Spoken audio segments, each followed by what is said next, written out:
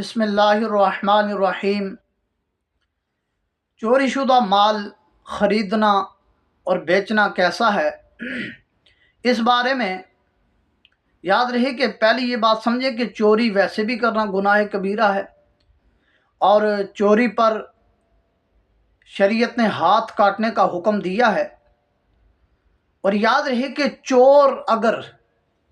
چوری کرتے ہوئے پکڑا جائے اور وہاں قتل ہو جائے، کسی کا مال چھینتے ہوئے وہاں مر جائے، اس کو مار دیا جائے، تو شریعت نے اس کا جنازہ پڑھنے سے بھی منع فرمایا ہے۔ یہ یاد رہے کہ چور کا جنازہ نہیں ہوتا، یا والدین کا قاتل ہو اس کو مار دیا جائے، اس کا جنازہ نہیں ہوتا۔ اور بھی بڑے ایسے لوگ ہیں جن کا جنازہ پڑھنے سے شریعت نے منع فرمایا، ان میں ایک چور بھی ہے کہ رنگے ہاتھوں پکڑا گیا، مال مسروقہ اس کے پاس سے برآمد ہوا، یعنی مال اس کے پاس سے چوری شدہ مال اس سے برآمد ہوا، لوگوں نے مار دیا اسے، تو اس کا نماز جنازہ نہیں پڑھا جائے گا۔ تو جس کا جنازہ نہ پڑھا جائے تو وہ سوچ سکتے ہیں کتنا بڑا شریعت پاک کی نظر میں کتنا بڑا مجرم ہے، کتنا بڑا وہ فراڈیہ ہے۔ تو اللہ تعالی ہم سب کو ایسی بیماریوں سے محفوظ فرمائے، ایسی بیماریوں سے اللہ تعالی ہم سب کو محفوظ فرمائے۔ یاد رہے کہ چوری کا مال بیچنا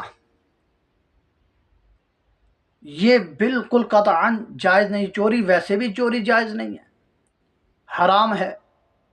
چوری کرنا گناہ کبیرہ ہے۔ ولہذا اگر کسی بندے کے پاس چوری کا مال کوئی بیچنے آ جائے اور اسے پتہ ہو کہ یہ بندہ چور ہے اور چوری کرتا ہے، اسے پتہ ہو، تو اس سے چوری شدہ مال لینا حرام ہے، خریدنا حرام ہے۔ پیسہ یہ دے گا، پیسہ دے کے ہی خریدے گا، لیکن وہ پیسہ دے کے خریدنا حرام ہے،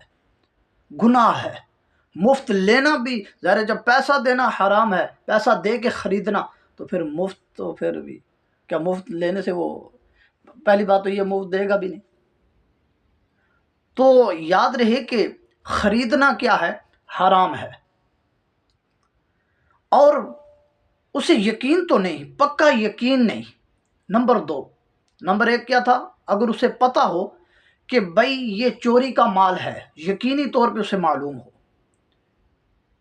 چور کا پتہ ہو کہ بھائی یہ بندہ چور ہے اور یہ اس نے چوریاں کرتا ہے، اسے پتہ ہے دکاندار کو، تو جانتے ہوئے دانستہ طور پہ یہ مال خریدنا حرام ہے۔ اور حرام کا ایک لقمہ بھی اگر کھا لیا جائے تو عبادت قبول نہیں ہوتی 40 دن تک۔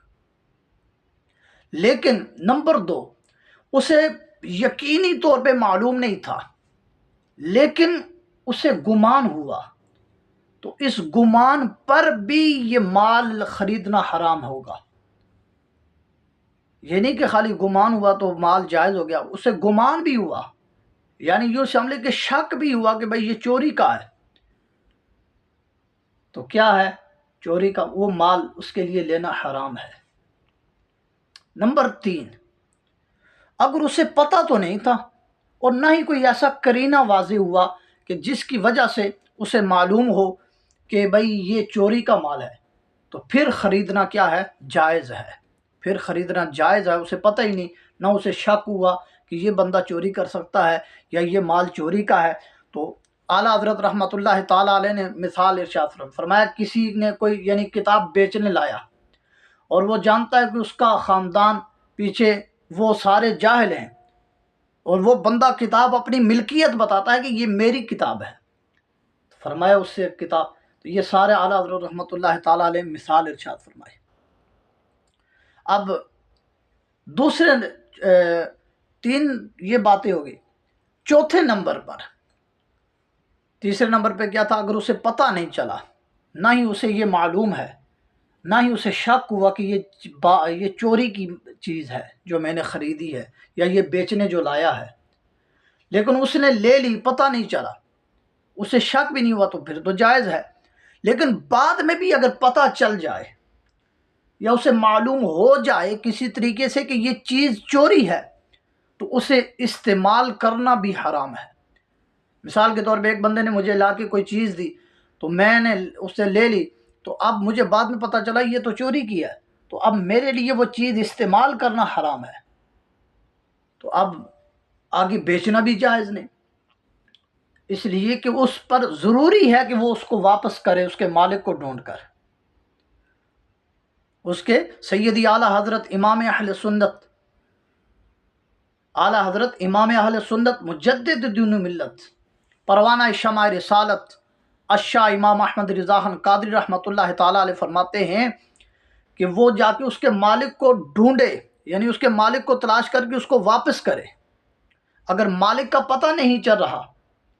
فرمایا اس کے ورثاء کو دے، ورثاء کا بھی پتہ نہیں چلتا، فرمایا کہ پھر وہ فقیر کو صدقہ کر دے، یعنی پھر بھی لینا جائز نہیں ہے۔ چوری کی چیز کو، چوری شدہ کوئی رقم ہے، کوئی چیز ہے بیچی دی کسی نے، کوئی سونا ہے، کوئی موٹر ہے، اکثر مسجدوں کے موٹریں اتار کے یہ نشئی لے جاتے ہیں، دکانداروں کو پتہ ہے کہ یہ نشئی ہے، یہ گلیوں میں پھرنے والا ہے، جان بوجھ کے اسے وہ چیز لے لیتے ہیں، تو ایسا لینے والا اپنے پیٹ کے اندر جہنم کی آگ بھر رہا ہے۔